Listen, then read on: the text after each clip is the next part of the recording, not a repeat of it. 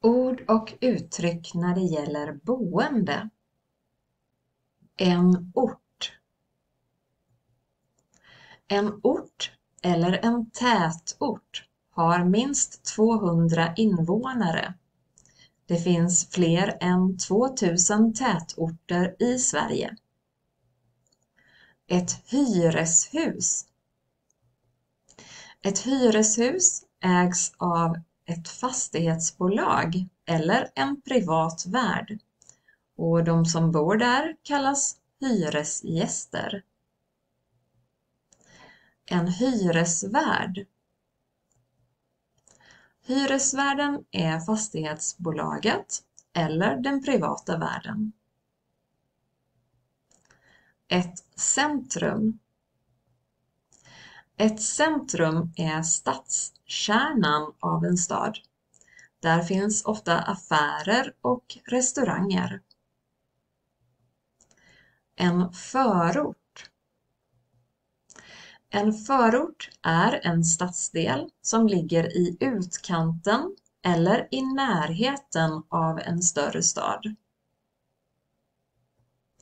En landsbygd. Landsbygden är motpolen till staden. På landet bor människor i hus och på bondgårdar och arbetar som till exempel lantbrukare. En landsort.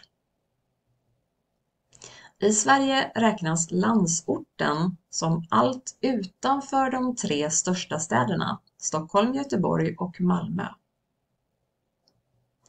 Kollektivtrafik.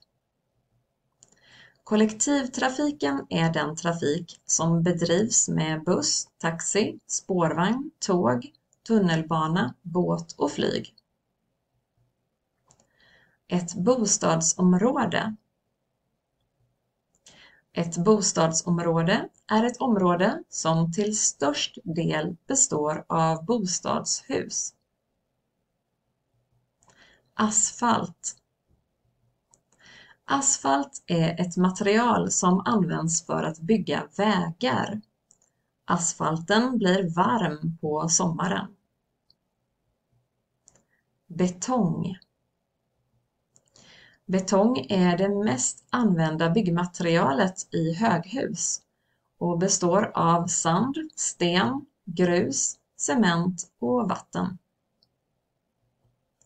Miljonprogrammet. Mellan 1965 och 1974 byggdes 1 miljon nya bostäder i Sverige efter ett beslut i riksdagen. Denna satsning kallades miljonprogrammet. En rabatt. I trädgårdar och parker finns rabatter med blommor. En gräsmatta. Gräsmattan är oftast fri från blommor. En galleria.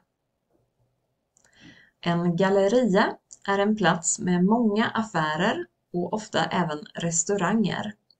Ett annat ord för detta är ett köpcenter. En gångbana. På gångbanan eller gångvägen får bara fotgängare gå. En cykelbana. På cykelbanan eller cykelvägen är det tillåtet att cykla. En lyktstolpe. Lyktstolparna tänds automatiskt vid solens nedgång och släcks när solen går upp. En flyttkartong. Du kan beställa flyttkartonger av en flyttfirma när du ska flytta. Renovera. När du köper en egen bostad får du renovera den på egen hand. En kolonilott. Du kan arrendera mark av kommunen för att odla på. Den lilla ytan mark i koloniträdgården kallas för en kolonilott. En kolonistuga. Du kan köpa en kolonistuga. Du äger stugan men arrenderar marken av kommunen.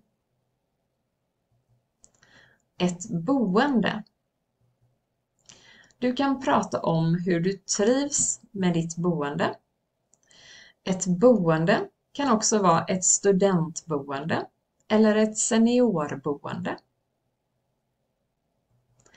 En boende.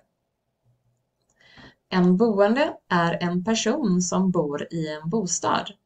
Till exempel, de boende i huset stördes inte av trafiken utanför. Ett vägarbete.